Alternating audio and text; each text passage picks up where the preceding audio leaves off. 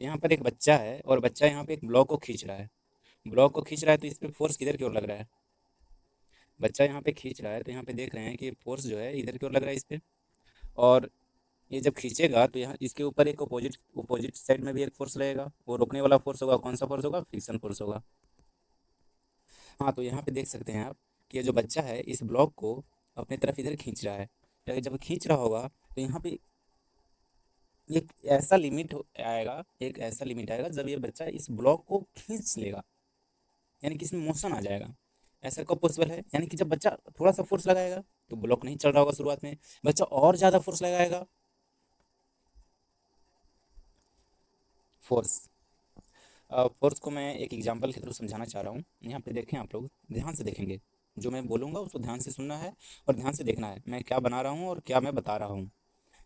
Physics जो subject है समझने का चीज़ है। एक बार समझ में आ गया वो काफ़ी समझ में आते जाता है और दिक्कत नहीं होती। एक बार इंटरेस्ट बन गया तो फिर फिजिक्स में फिर मज़ा आने लगता है। यहाँ पे देखिए कि एक ब्लॉक पड़ा हुआ है ज़मीन पर, दिख रहा होगा ये ब्लॉक ज़मीन पर पड़ा हुआ है। अब मैं क्या करता हूँ कि इसको खींचना चाहता हूँ। तो इसको मैं खींचना चाहता हूँ, मान लीजिए कोई एक बच्चा है और बच्चा इस ब्लॉक को खींच रहा है। इस ब्लॉक को बच्चा खींच रहा है।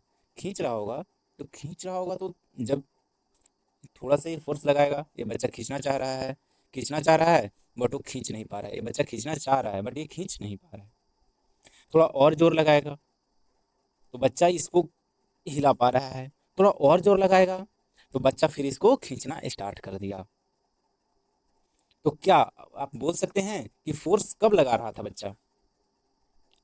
जब ये ब्लॉक चलना स्टार्ट कर दिया तब फोर्स लगा रहा था, या ये रुका हुआ था तब फोर्स लगा रहा था? बच्चा फोर्स लगा कब रहा था? तो बच्चा तो शुरुआत में भी फोर्स लगा रहा था, लेकिन शुरुआत में जब फोर्स लगा रहा था तो इस बॉडी पे कोई भी प्रभाव नहीं पड़ रहा था। ये जो बॉडी है इस पे कोई भी प्रभाव नहीं पड़ रहा था।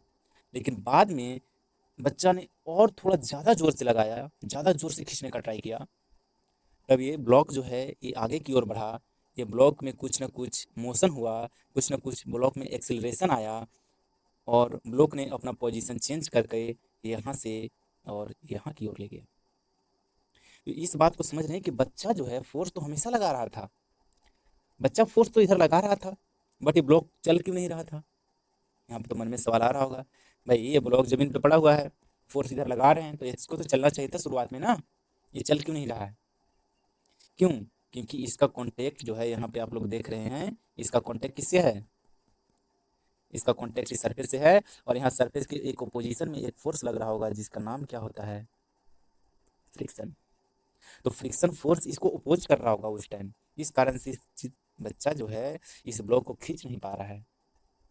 बहुत अच्छा, यहाँ तक आप समझ गए हैं फोर्स के बारे में। ये फोर्स टॉपिक है, इसको समझना है क्या होता है फोर्स। और मैं आपको कुछ कुछ बातें बताते चलता हूँ। और यहाँ पे मैं बताने चलता हूँ कि एनसीईआरटी में कुछ एग्जांपल दिए गए हैं, उस एग्जांपल को आप लोग देखें और समझें, सिनेरियो को समझें। यहाँ पर chapter number 6 how force affect motion. यहाँ पे देखिए द कॉन्सेप्ट ऑफ फोर्स में यहाँ पर क्या बोल रहा है। कॉन्सेप्ट ऑफ फोर्स में यहाँ पे देखिए कि a ball at rest start moving when you apply a force. A ball at rest start moving when you apply force. Second क्या बोला है कि a force applied by A cricket ball on a ball changes the direction. Force के कारण क्या है, पहले इस केस में क्या है, बॉल रेस्ट में है और कहाँ पे आ रहा है, मोशन में आ रहा है। इस केस में देखिए सेकंड केस में क्या हो रहा है कि बॉल का डायरेक्शन चेंज हो जा रहा है। जब हम बैट से बॉल को मार रहे हैं तो इसका डायरेक्शन चेंज हो रहा है। तो सेकंड क्या फोर्स क्या कर सकता है, फोर्स रेस्ट से किसी भी चीज को मोशन में ला सकता है। फोर्स क्या कर सकता है, रेस्ट से किसी भी चीज को मोशन में ला सकता है। फोर्स से क्या कर सकते हैं, डायरेक्शन चेंज कर सकते हैं, जो सेकंड एग्जांपल दिया गया है। थर्ड एग्जांपल देखिए क्या बोलेगा, squeezing a lemon. Squeezing a lemon, इस केस में क्या कर रहे हैं कि फोर्स लगाकर लेमन का शेप को चेंज कर दे रहे हैं हम लोग। इस चीज को दिख रहा है आपको? फोर्स से क्या कर रहे हैं यहाँ पे देखिए, बॉल मोशन में आ रहा है, फोर्स के कारण यहाँ पे डायरेक्शन चेंज हो रहा है, फोर्स के कारण इसका शेप चेंज हो रहा है। तो by applying force we can change the direction of ball, we can change motion. अगर वो रेस्ट में है तो रेस्ट में रहेगा, अगर कोई बॉडी मूव कर रहा है, अगर कोई बॉडी मूव कर रहा है तो हो सकता है फोर्स उस पर लगे और वो रुक जाए। क्या, बहुत सारी पॉसिबिलिटी हैं। तो यहाँ पे केवल और केवल आपको क्यूरियोसिटी के लिए था, जानने के लिए था कि ये क्या चीज़ है, नहीं है, फोर्स क्या है, फोर्स के बारे में समझना है क्या चीज़ है। आगे यहाँ पर फोर्स के बारे में यहाँ पर कुछ कुछ बताया गया है। ये फोर्स एक फिजिकल क्वांटिटी है फोर्स क्या है, फिजिकल क्वांटिटी है, ठीक है। और फोर्स को हम लोग कैसे दिखाते हैं, डायरेक्शन प्लस फोर्स के पास क्या होता है, डायरेक्शन और मैग्नीट्यूड दोनों होने चाहिए। फोर्स के पास क्या होने चाहिए, फोर्स के पास डायरेक्शन होने चाहिए, फोर्स के पास क्या होना चाहिए, मैग्नीट्यूड होना चाहिए। जैसे कि फोर्स को जब भी हम लोग लिखेंगे तो ऐसे नहीं लिखेंगे, फोर्स को लिखना होगा तो फोर्स को ऐसे लिखते हैं। फोर्स का जो ऐसा यूनिट होता है ना वो न्यूटन होता है, फोर्स का ऐसा यूनिट क्या होता है, न्यूटन। और फोर्स को ऐसे लिखते हैं, मान लीजिए 5 न्यूटन। तो 5 न्यूटन किधर, जब तक हम लोग 5 न्यूटन आई कैप या जे कैप या के कैप कुछ लिखते नहीं हैं तब तक ये फोर्स कंप्लीट नहीं है। हमें बताना पड़ेगा कि फोर्स हम किधर की ओर लगा रहे हैं। क्यों, क्योंकि ये जो टर्म है, ये जो 5 लिखा हुआ है ना, ये जो 5 लिखा हुआ है ये क्या है, 5, ये क्या है, ये मैग्नीट्यूड है। एन क्या है, एन ये यूनिट है। और आई क्या है, आई जो है, आई नहीं है, ये आई कैप है। ये किसको दिखाता है, ये डायरेक्शन को दिखाता है। आई कैप जो है वो डायरेक्शन को दिखा रहा है। तो एक फोर्स को लिखने का ये सही तरीका ये है, 5 मैग्नीट्यूड है, एन यूनिट है और आई डायरेक्शन है। ये फोर्स को हम लोग रिप्रेजेंट कर रहे हैं। फोर्स का रिप्रेजेंटेशन समझ में आया, बहुत अच्छा। नेक्स्ट यहाँ पे कुछ मैं एग्जांपल बता चुका था। आगे यहाँ पर क्या बोल रखा है कि SI unit of force is the Newton, NCERT में दिख रहा होगा, SI unit of force is Newton. Next यहाँ पे देखिए लास्ट टाइम क्या बोला, the magnitude of force express strength. जो मैग्नीट्यूड है वहाँ पे मैंने 5 जो लिख रखा है यहाँ पे, जो 5 मैं बता रखा हूँ कि ये 5 क्या बता रहा है, इसका स्ट्रेंथ को बता रहा है। अगर हम 5 की जगह 10 लिख देंगे तो इसका स्ट्रेंथ और ज़्यादा हो जाएगा, 5 की जगह 50 लिख देंगे तो इसका स्ट्रेंथ और ज़्यादा हो जाएगा। तो स्ट्रेंथ को, ये मैग्नीट्यूड क्या उसका बता रहा है, स्ट्रेंथ को बता रहा है, स्ट्रेंथ। ओके, बहुत अच्छा। नेक्स्ट यहाँ पे देखिए आप लोग कि measuring the magnitude of force, force के मैग्नीट्यूड को कैसे मेजर करते हैं। तो मेजर करने के लिए देखिए यहाँ पे एक स्प्रिंग बैलेंस के थ्रू मेजर कर रहे हैं, एक ये मेथड हुआ। स्प्रिंग बैलेंस में क्या हुआ कि यहाँ पे देखिए एक पत्थर को लटका दिए हैं और यहाँ पे देख सकते हैं आप लोग, स्प्रिंग बैलेंस से ये जितना नीचे आ रहा है यानी कि उतना ज़्यादा फोर्स उस पर अप्लाई हो रहा है और इससे हम लोग फोर्स को मेजर कर ले रहे हैं। इस पे आप अपने हाथ से अगर इसको खींचेंगे तो ये भी नीचे आएगा, तो उस टाइम भी ये फोर्स को ही मेजर कर रहा है। बहुत अच्छा। अब देखिए यहाँ पे फोर्स के बारे में यहाँ पर बताया गया कि फोर्स है क्या, फोर्स के कुछ कुछ एग्जांपल दिए गए हैं। जैसे में एक होता है ग्रेविटेशनल फोर्स और एक होता है ग्रेविटेशनल फोर्स हो सकता है। और यहाँ पे देखिए ग्रेविटेशनल फोर्स में क्या होता है कि कुछ फोर्स से अर्थ जो है वो कि हर एक चीज़ को अपने तरफ खींच रही है। अर्थ जो है अपने तरफ खींच रही है ना किसी भी चीज़ को। एटमॉस्फेयर है ना भाई, ये अर्थ है, ये एटमॉस्फेयर है। तो एटमॉस्फेयर भी क्यों है, क्योंकि अर्थ जो है हवा पे ग्रेविटेशनल फोर्स लगा रहा है। अर्थ जो है वो हवा पे ग्रेविटेशनल फोर्स लगा रहा है, इस कारण से हवा जो है एस्केप नहीं कर पा रहा है, यानी कि हवा पे भी ग्रेविटेशनल फोर्स लग रहा है। जब आप यहाँ से धरती से ऊपर की ओर उछलते हैं तो ऊपर ही क्यों नहीं रह जाते हैं, आप लोग फिर से वापस नीचे क्यों आ जाते हैं, इसका रीजन क्या है, इसका रीजन ग्रेविटेशनल फोर्स है। ओके, तो अगर किसी, देखिए स्प्रिंग बैलेंस को यहाँ पर बोला कि अगर स्प्रिंग बैलेंस को आप लोग खींच रहे हैं तो यहाँ पे क्या मेजर करेगा, ये फोर्स को मेजर करेगा। बहुत अच्छा। आगे यहाँ पे देखिए कि बोला गया है, यहाँ पे एक केस दिया गया है, देखिए बैलेंस्ड और अनबैलेंस्ड फोर्स के बारे में यहाँ पर जानना है। तो अगर यहाँ पे देखिए एक बकेट है, बकेट में पानी है, पानी के ऊपर एक बॉल है। तो इस केस में बॉल जो है वहीं पे ना ऊपर जा रहा है ना नीचे जा रहा है। तो इस केस में क्या बोलेंगे कि जितना ऊपर से फोर्स लग रहा होगा, ये इसके ऊपर नीचे की ओर फोर्स लग रहा होगा, तो इतना ही नीचे से ऊपर की ओर फोर्स लग रहा होगा, तभी तो ये यहीं पे है। अरे बकेट में ये बॉल यहीं पे क्यों है, क्योंकि नीचे भी जितना फोर्स लग रहा होगा ऊपर भी उतना ही फोर्स लग रहा होगा, सेम सेम। दोनों एक दूसरे को बैलेंस कर रहे हैं, बैलेंस कर रहे हैं। और उस बैलेंस करने का फोर्स आपस में बैलेंस कर लिए, इस कारण से तो कहीं नहीं जा रहा है, एक जगह स्थिर है। तो यहाँ पे देखते हैं कि जो नीचे की ओर फोर्स लग रहा है इस फोर्स को क्या बोलेंगे, ग्रेविटेशनल फोर्स। और जो ऊपर की ओर फोर्स लग रहा है कौन लगा रहा है, ये लिक्विड लगा रहा है। लिक्विड कुछ भी हो सकता है, पानी हो सकता है, ग्लिसरॉल हो सकता है, पेट्रोल हो सकता है, जो भी चीज़ सोचिए आप, ये कुछ भी हो सकता है। तो ये क्या लगा रहा है, बायोन फोर्स लगा रहा है। और बायोन फोर्स लगाने के कारण ये जो बॉडी है यहीं पे रह रहा है। क्या हो अगर ये बायोन फोर्स ना लगाए, अगर बायोन फोर्स नहीं लगाएगा तो ये बॉल पानी में सिंक कर जाएगा। बहुत अच्छा, इतना चीज समझ में आया, बहुत अच्छा। बैलेंस फोर्स का मतलब यह है कि किसी भी ऑब्जेक्ट पर, ये मान लीजिए ऑब्जेक्ट है, अगर आप इधर से 5 न्यूटन का फोर्स लगा रहे हैं, इधर से भी आप 5 न्यूटन का फोर्स लगा रहे हैं, दोनों तरफ से 5-5 न्यूटन का फोर्स लगा रहे हैं, बॉडी वहीं पे रहेगा। इसका मतलब है कि वो फोर्स कैसा है, वो तो बैलेंस फोर्स है। नेक्स्ट यहाँ पे देखिए फर्स्ट केस जो सिनेरियो ए दिया गया है, ए में देखिए कि इधर की ओर जितना फोर्स लग रहा है इधर भी उतना ही फोर्स लग रहा है। इस केस में क्या है, बैलेंस कंडीशन है ना, कहीं नहीं जा रहा है, ये जो पॉइंट है कहीं नहीं जा रहा है। लेकिन इस केस में देखें यहाँ पे ये जो बच्चे हैं और ये बच्चे हैं दोनों लगा रहे हैं फोर्स, बट ज़्यादा फोर्स कौन लगा रहा है? ये लगा रहा है। क्यों? क्योंकि बॉडी का जो मोशन है, जो पॉइंट दिख रहे हैं यहाँ पे इधर की ओर शिफ्ट हो चुका है, तो ज़्यादा फोर्स ये बच्चे लगा रहे हैं ना, इस कारण से नेट फोर्स इधर की ओर हो गया। तो सेकेंड में हम लोग बोलेंगे कि ये क्या है? अनबैलेंस्ड फोर्स है। और यहाँ पर क्या है? बैलेंस्ड फोर्स है। बैलेंस्ड फोर्स में क्या पोजीशन इसका चेंज हो रहा है? नहीं हो रहा है। अनबैलेंस्ड फोर्स में यहाँ पे नेट फोर्स आ जा रहा है। ओके, और जब इस केस में नेट फोर्स कितना है? इस केस में नेट फोर्स जीरो है। कितना है? जीरो। तो फर्स्ट केस में नेट फोर्स जीरो है, सेकेंड केस में नेट फोर्स किधर कुछ आ जा रहा है और उसका डायरेक्शन इधर की ओर है। बहुत अच्छा। यहाँ पर देखिए आप लोग, यहाँ पे देखिए दो लोग मिलकर यहाँ पे कार को धक्का दे रहे हैं और कार जो है आगे की ओर जा रहा है, यानी कि नेट फोर्स आगे की ओर लग रहा है। अब देखिए कुछ यहाँ पे एग्जाम्पल दिया गया है। 6 न्यूटन इधर की ओर लगा रहे हैं, 10 न्यूटन भी इधर की ओर लगा रहे हैं, तो बॉडी किधर की ओर जाएगा? आगे की ओर जाएगा ना। अब देखिए 10 न्यूटन इधर की ओर लगा रहे हैं, 6 न्यूटन इधर की ओर लगा रहे हैं, तो इस केस में नेट फोर्स इधर की ओर लग रहा है, कितना लग रहा है? 4 न्यूटन। इस केस में देखिए यहाँ पे 6 न्यूटन इधर से लगा रहे हैं, 10 न्यूटन इधर से लगा रहे हैं, तो नेट में नेट फोर्स कितना लगा? 4 न्यूटन, लेकिन किधर की ओर? इधर की ओर। एक्स्ट्रा जो है इसका 6 को ना कैंसिल करेगा, इसका 6 को कैंसिल करेगा ना, तो इसमें जो 4 बचा, 4 तो और इधर की ओर लग रहा होगा। ओके, तो राइट साइड या लेफ्ट साइड ये आप लोग बहुत अच्छे से बता सकते हैं। अच्छा, कुछ मैं अभी पॉइंट बताया था, ये आप लोग को यहाँ पे फोर्स फोर्स के कारण क्या क्या चीज़ हम लोग कर सकते हैं? फोर्स के कारण क्या क्या कर सकते हैं भाई?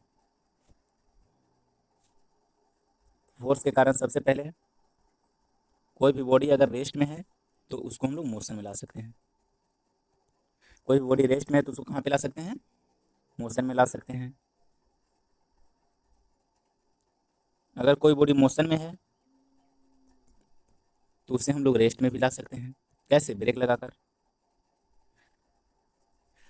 क्या हम लोग डायरेक्शन को चेंज कर सकते हैं? फोर्स से हम लोग डायरेक्शन को चेंज कर देते हैं। बहुत अच्छा। तो फोर्स के कारण मोशन, रेस्ट, बॉडी को रेस्ट से मोशन में लेकर आ जा रहे हैं, मोशन से रेस्ट में लेकर आ जा रहे हैं, उसका डायरेक्शन को चेंज कर दे रहे हैं। क्या हमें कोई एक बात बता सकता है कि कोई भी ऑब्जेक्ट कांस्टेंट वेलोसिटी से अगर चल रहा हो, कोई भी ऑब्जेक्ट अगर कांस्टेंट वेलोसिटी से चल रहा हो तो उस पर नेट फोर्स कहाँ पे लग रहा होगा? कितना लग रहा होगा? जैसे कि मैं यहाँ पर एक सीन लेता हूँ, ये ऑब्जेक्ट है, ठीक है, और इसके पास वेलोसिटी है 5 मीटर पर सेकेंड इधर की ओर। तो क्या बता सकते हैं कि इस पे नेट फोर्स किधर की ओर लग रहा है? क्या नेट फोर्स इधर की ओर लग रहा है या नेट फोर्स इधर की ओर लग रहा है? सोचना है भाई, बताना है इसको, किधर की ओर लग रहा है नेट फोर्स।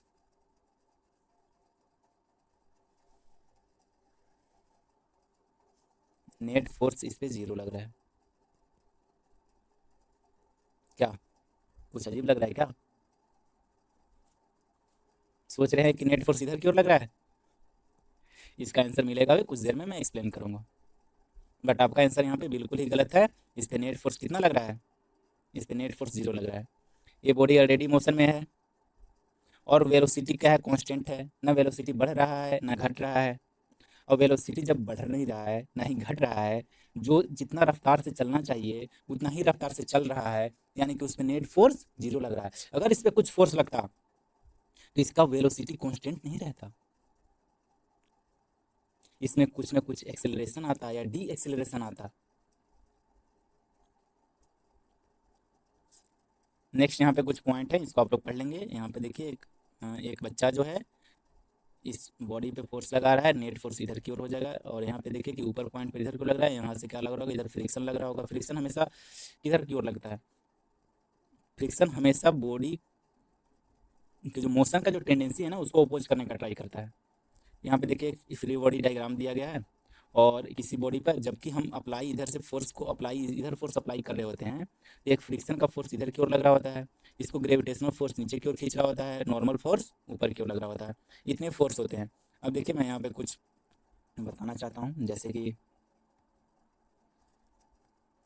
कुछ पॉइंट मैं बताऊँगा यहाँ पे। पेज, अच्छा पेज यहाँ पे है, हाँ पेज यहाँ पे देखिए। सबसे पहले मैं बता रहा हूँ एफबीडी बनाना, ये बहुत ही इंपॉर्टेंट है, इसको सीखना पड़ेगा भाई, ऐसे नहीं काम चलेगा। ठीक है, ये ब्लॉक है और ये ज़मीन पे पड़ा हुआ है, ठीक है। अब यहाँ पे देखते हैं कि अगर मैं इस पे इधर की ओर ऐसे फोर्स लगा रहा हूँ, ठीक है, और ये बॉडी रेस्ट में है अभी भी। फोर्स मैं लगा रहा हूँ बट बॉडी क्या है, रेस्ट में है। फोर्स मैं लगा रहा हूँ इधर की ओर, मैं धक्का इसको मैं दे रहा हूँ, इसको मैं धक्का दे रहा हूँ, या ठीक है, इधर की ओर ऐसे धक्का दे रहा हूँ, धक्का दे रहा हूँ, ये तो चीज़ सही नहीं है, क्योंकि धक्का देने के लिए रस्सी से तो मैं धक्का दे नहीं सकता हूँ। डायरेक्ट मैं इसको यहाँ पे पहुँचा देता हूँ।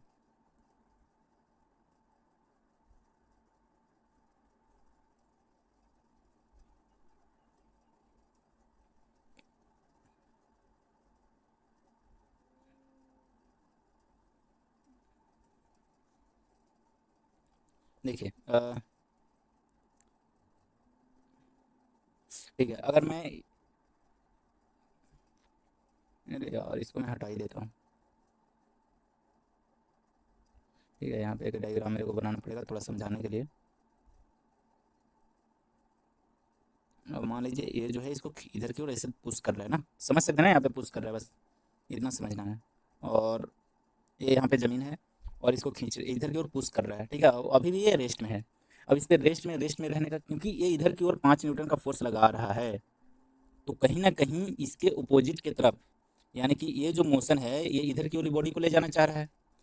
5 न्यूटन लगाएंगे तो ये इधर की ओर ले जाना चाह रहा है क्या, लेकिन ये जा नहीं रहा है। इसका मतलब है कि इधर की ओर कोई ना कोई फोर्स लग रहा है। और इधर की ओर कौन सा फोर्स लग रहा होगा, तो इधर की ओर एक फोर्स लग रहा होगा जिसका नाम क्या है, फ्रिक्शन। बहुत अच्छा। और बॉडी तो इधर उधर ही जा रहा है और ऊपर नीचे भी नहीं जा रहा है। अच्छा, एक फोर्स तो ग्रेविटेशन लगेगा ही, वो तो हर एक ऑब्जेक्ट पर लगता है। तो इधर की ओर क्या लग रहा होगा, इधर की ओर लग रहा होगा ग्रेविटेशन। और ऊपर की ओर क्या लग रहा होगा, ये ग्रेविटेशन को कोई बैलेंस करने के लिए चाहिए ना भाई, तो ऊपर की ओर लग रहा होगा नॉर्मल। इस चीज़ को क्या बोलते हैं, नॉर्मल बोलते हैं। नॉर्मल किसको बैलेंस कर रहा है, ग्रेविटेशन को। और जो ये बॉडी जो है, ये आदमी जो है, ये फोर्स लगा रहा है, ये किसको बैलेंस कर रहा है, इसको कौन बैलेंस कर रहा है, फ्रिक्शन बैलेंस कर रहा है। तभी तो ये ब्लॉक यहीं पे यहीं पड़ा हुआ है। अगर फ्रिक्शन फोर्स से इसका लगाने वाला फोर्स ज़्यादा हो गया तो बॉडी इधर की ओर मूव करने लगेगा। अगर नॉर्मल और ज़्यादा लगा दिए, ग्रेविटेशनल से भी ज़्यादा लगा दिए, तो बॉडी ऊपर की ओर जाने लगेगा। इतना समझ में आ रहा है, बहुत अच्छा। नेक्स्ट यहाँ पे देखिए, यहाँ पे क्या बोला है कि the force of friction often overlook but always present. ये बोल रहा है कि फोर्स ऑफ फ्रिक्शन हमें दिखता नहीं है बट हमेशा क्या होता है, हमेशा प्रेजेंट होता है। यहाँ पर फ्रिक्शन और नॉर्मल और अप्लाइड फोर्स के बारे में यहाँ पे हम लोग जान गए, ठीक है। और नेक्स्ट यहाँ पे है कुछ कुछ बातें यहाँ पर बताई गई हैं, इसको आप लोग एनसीईआरटी में पढ़कर इसको आप लोग यहाँ पे कर लीजिएगा। और एनसीईआरटी तो रीडिंग करना ही है। और नेक्स्ट यहाँ पे देखिए कुछ यहाँ पे एक एग्जाम्पल सेट किया गया है, और एग्जाम्पल सेट किया गया पहला यहाँ पे देखिए, पढ़िए इसको क्या बोल रहा है। सिनेरियो, एक एक सिनेरियो को देखिए, पहला वाला को, due to stretched rubber, due to the stretched rubber,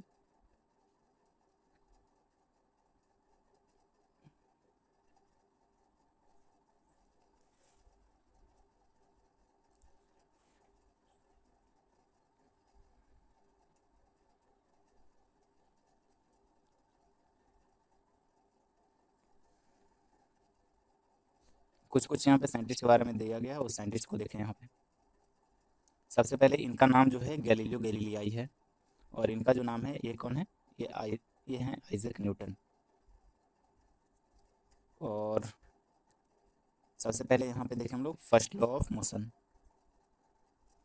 तो फर्स्ट लॉ ऑफ मोशन में क्या है, Newton first law of motion. तो इन्होंने क्या बोला, Newton first law of motion में इन्होंने वही बोला जो हमने अभी पहले पढ़ रखा, कि कोई भी बॉडी अगर रेस्ट में है और जब तक हम इस पर कोई ना कोई अगर फोर्स, एक्सटर्नल फोर्स नहीं लगा रहे हैं, तो ये रेस्ट में ही रहेगा। यही बोल रहा है कि कोई भी बॉडी अगर रेस्ट में है तो रेस्ट में रहेगा। अगर कोई बॉडी वेलोसिटी है उसके पास, तो उसके पास उतना ही वेलोसिटी रहेगा जब तक कि हम कोई एक्सटर्नल फोर्स न लगा दें। अगर कोई बॉडी का डायरेक्शन चेंज नहीं हो रहा है, जिस डायरेक्शन में मूव कर रही है उसी डायरेक्शन में मूव करते जा रही है कांस्टेंट वेलोसिटी से, इसका मतलब हम ये समझ रहे हैं कि उस पर जो नेट फोर्स लग रहा है वो कितना लग रहा है, जीरो लग रहा है। बहुत अच्छा। तो यहाँ पे देखिए Newton first law of motion क्या कहता है, Newton first law of motion कहता है कि an object at rest remains at rest. देखिए क्या करे Newton first law of motion, an object at rest remain at rest and an object in motion continues to move with a constant velocity unless a net force act upon the object.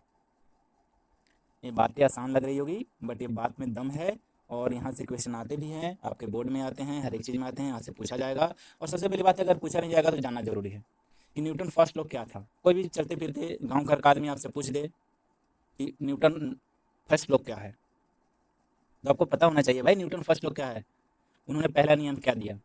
तो Newton का first law यही है कि कोई body अगर rest में है तो रेस्ट में ही रहना चाहेगा, कोई बॉडी मूव कर रहा है तो मूव कर रहा होता है, unless and until external force not applied. Okay, इतना बात समझ में आ गया, बहुत अच्छा। नेक्स्ट चलते हैं। तो फर्स्ट लॉ, इसी लॉ को क्या बोलते हैं, लॉ ऑफ इनर्शिया। तो न्यूटन के जो फर्स्ट लॉ है, ये न्यूटन के फर्स्ट लॉ को क्या बोला जाता है, law of inertia. Law of inertia, जैसे मैं एग्जांपल लेना चाहता हूँ। लॉ ऑफ इनर्शिया मतलब जो जहाँ पे है वहीं पे रहना चाहता है, बस इसका मतलब ये समझ लीजिए, ठीक है। जैसे कि कोई मोटा है, ठीक है, कोई कोई मोटा लड़का है, तो मोटा लड़का है अगर आराम से बैठकर वो खाना खा रहा है, और कोई पतला लड़का अगर उसको मार कर भाग जाता है, तो मार कर भागता है तो जाता नहीं उसको मारने, वो वहीं पर बैठकर खा रहा होता है। समझ रहे हैं ना इस बात को, बहुत अच्छा। और अगर कोई मोटा लड़का है, वो दौड़ रहा है, और पतला लड़का आकर उसको रोकने का ट्राई करता है, तो क्या उससे रुक जाएगा वो, नहीं। तो इनर्शिया किसके पास ज़्यादा है, मोटा लड़का के पास ना। हाँ, तो इनर्शिया का कॉन्सेप्ट जो है वो मास से भी रिलेटेड है, जिसका मास ज़्यादा उसका इनर्शिया ज़्यादा। मतलब ज़्यादा मास वाला ऑब्जेक्ट जो है वो जैसा मोशन में है वैसा में ही वो रहेगा, उसका कम मास से आप लोग वो नहीं कर सकते हैं, चेंज नहीं कर सकते हैं। जैसे कि मोटा लड़का दौड़ रहा है तो पतला लड़का उसको रोक नहीं सकता है, इस बात को आपको समझना पड़ेगा। इनर्शिया, इनर्शिया किसका ज़्यादा होगा, जिसका मास ज़्यादा होगा। बहुत अच्छा। नेक्स्ट यहाँ पे देखिए, कुछ कुछ बातें बताई गई हैं, यहाँ पे ग्राफ दिया गया है, वेलोसिटी, पोजीशन, टाइम का यहाँ पे ग्राफ दिया गया है यहाँ पे। और न्यूटन का सेकेंड लॉ यहाँ पे देखिए, न्यूटन का सेकेंड लॉ,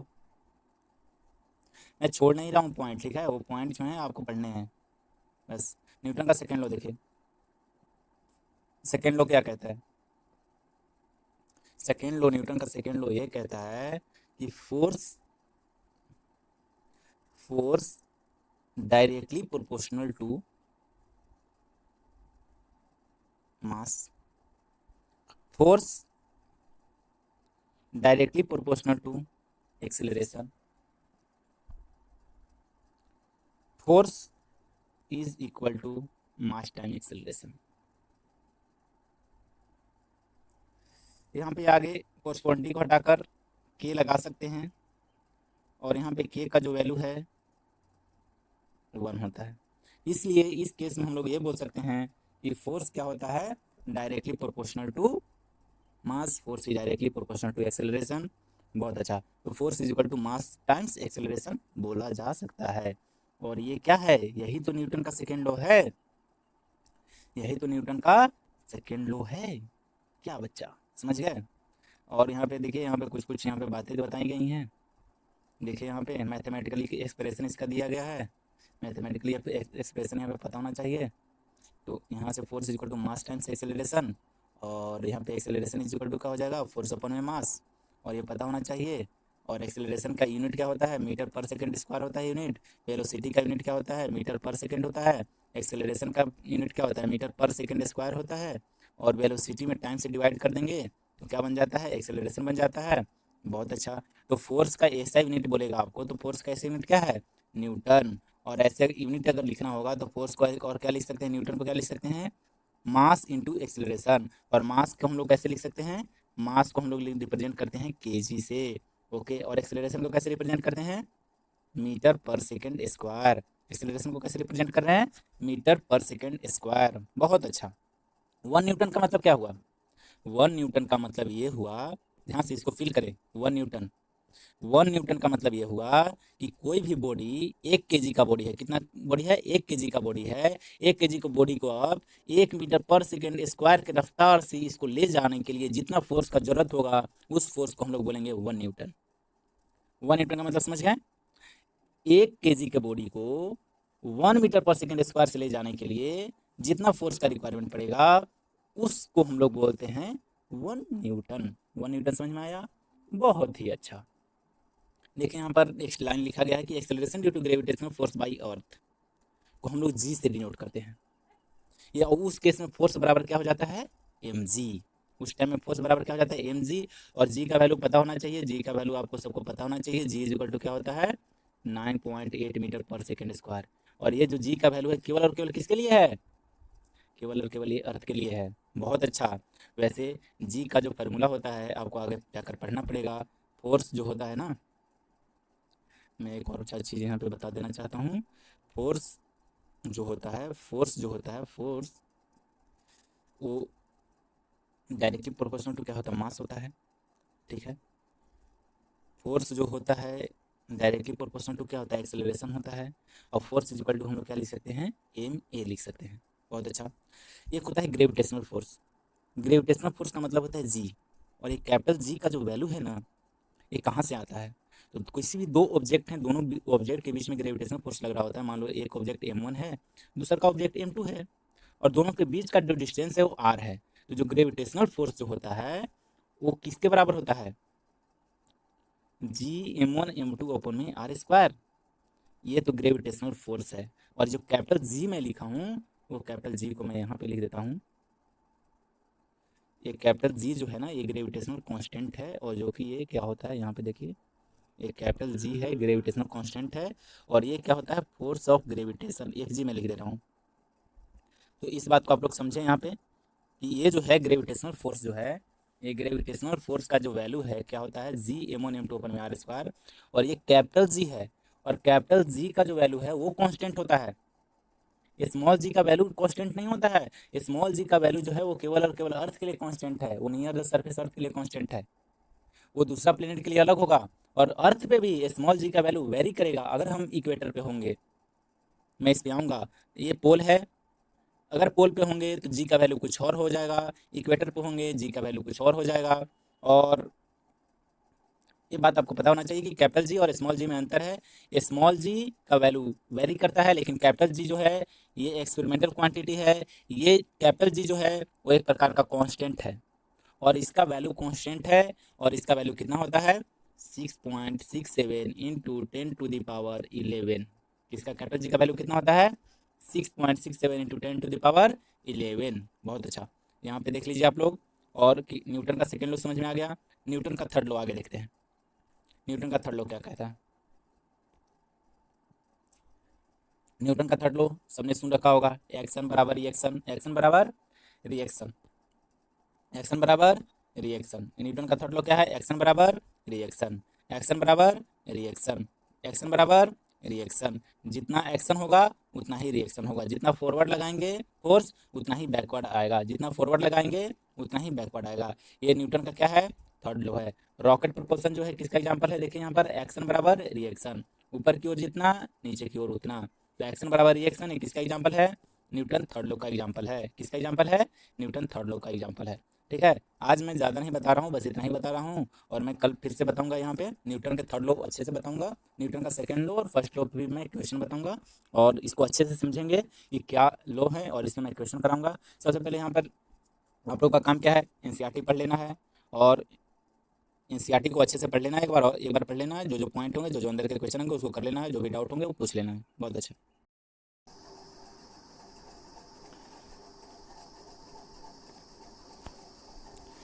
चैप्टर स्टार्ट करते हैं फोर्स। फोर्स चैप्टर में सबसे पहले हमको जानना पड़ेगा कि फोर्स आखिर होता क्या है और फोर्स का प्रभाव क्या है। हमें पता है कि फोर्स के कारण हम किसी चीज़ का क्या चेंज कर सकते हैं? डायरेक्शन चेंज कर सकते हैं। फोर्स के से हम क्या चेंज, डायरेक्शन उसका चेंज कर सकते हैं। फोर्स की हेल्प से और क्या कर सकते हैं?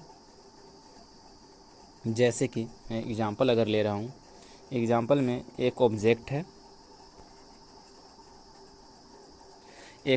है और इस पे मैं अगर फोर्स लगा रहा हूँ इधर से, तो ये क्या इधर की ओर जाएगा? ठीक है। अगर मैं इस पे फोर्स लगा रहा हूँ इधर से, तो ये इधर की ओर ऐसे मूव करेगा। बहुत अच्छा। मैं थोड़ा और वो कर लेता हूँ यार। क्या आप लोग इस सीन को देख पा रहे हैं?